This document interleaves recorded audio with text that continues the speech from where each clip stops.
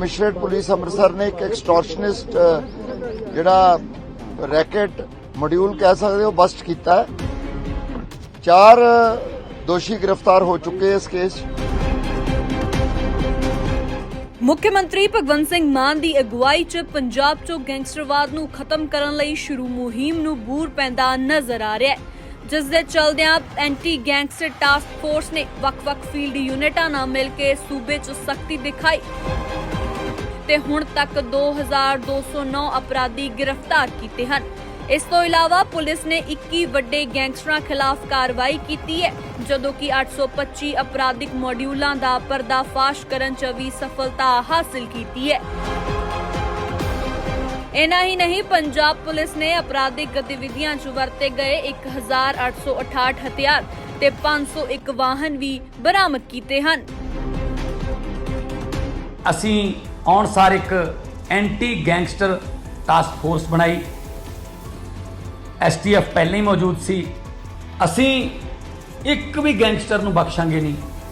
ਪੰਜਾਬ ਦੇ ਪੌਣੇ 3 ਕਰੋੜ ਤੋਂ ਵੱਧ ਲੋਕਾਂ ਦੀ ਸੁਰੱਖਿਆ ਤੇ ਪੰਜਾਬ ਦੀ ਸ਼ਾਂਤੀ ਤੇ ਭਾਈਚਾਰਾ, ਇਹ ਮੇਰੀ ਜ਼ਿੰਮੇਵਾਰੀ ਹੈ। ਦੋਸਤੋ, ਫਿਜ਼ੀਓਥੈਰੇਪੀ ਇੱਕ ਐਸੀ ਥੈਰੇਪੀ ਹੈ ਜਿਹਦੇ ਰਾਹੀਂ ਅਸੀਂ ਅਕਸਰ ਦੇਖਦੇ ਹਾਂ ਕਿ ਵੱਡੀਆਂ ਸੱਟਾਂ, ਵੱਡੇ ਜ਼ਖਮ ਜਦੋਂ ਲੱਗ ਜਾਂਦੇ ਨੇ, ਇਲਾਜ ਹੁੰਦਾ ਉਹਦਾ। ਉਸ ਤੋਂ ਬਾਅਦ ਜਦੋਂ ਡਾਕਟਰ ਕਹਿੰਦੇ ਨੇ ਭਾਈ ਥੈਰੇਪੀ ਕਰੋ, ਫਿਜ਼ੀਓਥੈਰੇਪੀ ਰਾਹੀਂ ਇਲਾਜ ਕਰਵਾਓ, ਕਿਉਂਕਿ ਜਿਹੜੀ ਪ੍ਰਕਿਰਤੀ ਤਰ੍ਹਾਂ ਦਾ ਇਲਾਜ ਹੈਗਾ, ਉਹਦੇ 'ਚ ਨਾ ਤਾਂ ਕੋਈ ਦਵਾਈ ਹੁੰਦੀ, ਨਾ ਕੋਈ ਮੱਲਮ ਲੱਗਦੀ, ਲੇਕਿਨ ਇੱਕ ਕੁਦਰਤ ਤਰੀਕੇ ਨਾਲ ਇਲਾਜ ਕੀਤਾ ਜਾਂਦਾ ਸਾਡੇ ਨਾਲ। ਅੱਜ ਡਾਕਟਰ ਅਨੁਦ ਮੌਜੂਦ ਨੇ, ਗੱਲਬਾਤ ਕਰਦੇ ਹਾਂ। ਫਿਜ਼ੀਓਥੈਰੇਪੀ ਦੇ ਮਾਹਿਰ ਨੇਗੇ, PGI ਡਾਕਟਰ ਨੇਗੇ। ਤੁਸੀਂ ਕਿਵੇਂ ਦੇਖਦੇ ਹੋ ਜਿਹੜਾ ਫਿਜ਼ੀਓਥੈਰੇਪੀ ਹੈ, ਇਹਨੂੰ ਕਹਿਣ 'ਚ ਲੋਕ ਕਹਿੰਦੇ ਨੇ ਯਾਰ ਫਿਜ਼ੀਓਥੈਰੇਪੀ ਪਤਾ ਨਹੀਂ ਇਲਾਜ ਸੈੱਟ ਹੁੰਦਾ ਨਹੀਂ ਹੁੰਦਾ, है ना, लेकिन ये कोई ना दवाई लगी जाती ना कोई टीका लगता, फिर भी बहुत सारे मरीज देखता मैं ठीक हो जाते हैं इधर। जी, फिजियोथेरेपी एक बहुत ही ज़्यादा कॉस्ट इफेक्टिव जिसे हम कह सकते हैं, विदाउट एनी साइड इफेक्ट। एक मैं तो ये कहता हूँ some medicine of the modern era. जैसे एक समय हमारी आयुर्वेदिक मेडिसिन ने इस फील्ड में राज किया, एक टाइम पे मेडिसिन फील्ड में राज किया, लेकिन आने वाले समय में जिस प्रकार से लाइफस्टाइल डिसऑर्डर बढ़ते जा रहे हैं और हम देख रहे हैं कैसे गर्दन दर्द हो गया, कमर दर्द हो गया, day by day lifestyle disorders बढ़ जा रहे हैं। तो उन लाइफस्टाइल डिसऑर्डर्स के प्रिवेंशन में और ट्रीटमेंट में physiotherapy plays a very vital role, very key role. And I think without any side effect, without any use of medicine and बिना किसी नुकसान के एक बहुत ही उभरता हुआ ट्रीटमेंट फिजियोथेरेपी बन के आज समाज के बीच में उभर रहा है। ਇਹਨੂੰ लोग योगा नाल भी जोड़ लेंगे ने, क्योंकि योगा ते फिजियोथेरेपी कोई डिफरेंस है कि कोई चीज़ एक तरह की? योगा तो हमारी परम पुरातन संस्कृति का एक हिस्सा है, जो कि आचार्य पतंजलि जी द्वारा अष्टांग योग दिया गया है। तो योगा भी एक बहुत ही एक इफेक्टिव मेडिसिन है, उसका भी अपना एक महत्वपूर्ण योगदान है समाज में, देश के लिए। देखिए, घूम फिर के अल्टीमेटली चाहे एक योगा थेरेपिस्ट हो, एक फिजियोथेरेपिस्ट हो, एक सर्जन हो, हम सबका मोटिव एक ही है, we are not a competitors. हम सबका मोटिव है हमारा पेशेंट कैसे सही हो सके, और पेशेंट सही होना इसलिए ज़रूरी है क्योंकि हम विश्व का सबसे युवा देश है, भारत विश्व का सबसे युवा देश है, और इस युवा ने आने वाले समय में इस देश का नेतृत्व करना है। उस नेतृत्व करने के लिए इस देश का युवा स्वस्थ होना बहुत जरूरी है, क्योंकि स्वस्थ युवा ही समृद्ध भारत की ओर आगे बढ़ सकता है। इसीलिए हम सब मिलके कैसे हमारा पेशेंट सही हो सके, कैसे हमारा पेशेंट हेल्दी रह सके, और हम एक हेल्दी इंडिया की तरफ जा सके, एक आयुष्मान भारत की तरफ जा सके, इसके लिए हम सब कार्य करते हैं।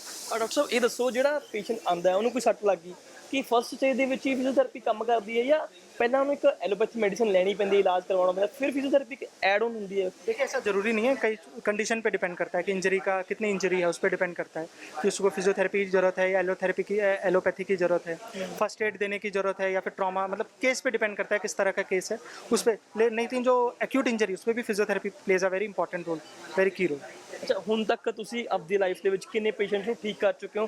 ਐਸੇ ਕਿਹੜੇ ਕੇਸ ਨੇ ਤੁਹਾਨੂੰ ਲੱਗਦਾ ਸੀਗਾ ਵੀ ਯਾਰ ਬਿਨਾ ਵੀ ਫਿਜ਼ੀਓਥੈਰੇਪੀ ਇੱਕ ਨੇ ਕਮਾਲ ਕਰਤਾ, ਅਦਰਵਾइज नहीं पहले एलोपैथी लेनी ही पैनी सी, पर वो आ गया थोड़े को पहला, किसी ने ठीक भी करता? देखिए, मेरा सौभाग्य है, मैं 2018 से इस संस्थान से जुड़ा हूँ, यहीं पे मुझे पढ़ाई करने का सौभाग्य प्राप्त हुआ, यहीं आज मुझे अपनी सेवाएं देने का सौभाग्य प्राप्त हो रहा है। तो लगभग 150 पेशेंट तो डेली OPD में रहते हैं, तो गिन पाना आप लोग ज़्यादा समझदार हैं, आप लोग ज़्यादा बेटर गिन पाएंगे।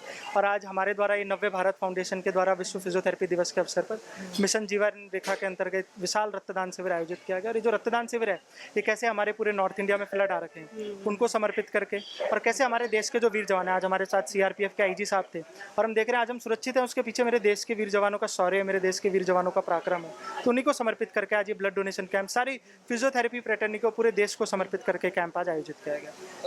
तो मेरा आखिर एक सवाल ये है, बहुत लोग ऐसे ने जो फिजियोथेरेपी ਨੂੰ शायद कुछ होर समझ जाते हैं, सोचते इग्नोर कर देंगे ने, उन्होंने ਤੁਹਾਡੇ ਵੱਲੋਂ ਕੀ ਮੈਸੇਜ है कि भाई फिजियोथेरेपी एक ये थेरेपी है कि कल है ਤੁਸੀਂ ਇਹਨੂੰ ਇਸ ਤਰੀਕੇ ਨਾਲ ਯੂਜ਼ ਕਰ ਸਕਦੇ ਹੋ। ਤੁਹਾਨੂੰ ਮੰਨ ਲਓ ਕੋਈ ਸੱਟ ਲੱਗ ਗਈ, ਬਾਂਹ ਮੁੜ ਗਈ, ਮੋਚ ਆ ਗਈ, ਜਿਵੇਂ ਪੈਰ ਕਹਿੰਦੇ ਪੈਰ 'ਚ ਮੋਚ ਆ ਜਾਂਦੀ ਆਮ ਲੋਕਾਂ ਨੂੰ, ਕਿ ਉਹ ਤੁਹਾਨੂੰ ਹੋਰ ਦਵਾਈ ਲੈਣ ਨਾਲੋਂ ਫਿਜ਼ੀਓਥੈਰੇਪੀ ਨਾਲ ਹੀ ਠੀਕ ਹੋ ਜਾਂਦੇ ਨੇ। देखिए फिजियोथेरेपी का सबसे बड़ा फायदा ये है, मान लीजिए आपके गर्दन में दर्द हो रहा है, उसका कारण कुछ भी हो सकता है। स्पॉन्डाइलोसिस हो सकता है, जैसे कि आपकी हड्डियां कमजोर हो रही हैं, स्पॉन्डाइलाइटिस हो सकता है कि आपकी हड्डियों में सूजन आ रही है, अलग अलग कारण हो सकते हैं। मान लीजिए उस कारण के पीछे मान लीजिए मेडिकल वाले क्या करते हैं, न्यूरोसर्जन वो दवाई देंगे दर्द कम करने के लिए, न्यूरोसर्जन होंगे वो वहाँ से जो जेली होती है उसको बाहर निकालते, मतलब आम भाषा में अगर हम समझना चाहें तो। लेकिन फिजियोथेरेपी क्या करते हैं, लेकिन हर बार मान लीजिए आपका घर है, घर से पानी चू रहा है, आप हर बार घर तो नहीं बदल दोगे, लिंटर तो नहीं चेंज कर दोगे, कई बार हम पुट्टी लगाते हैं, वही पुट्टी फिजियोथेरेपी है कि कैसे हमारी मांसपेशियां मजबूत रह सके, कैसे हम एक हेल्दी लाइफस्टाइल जी सकें।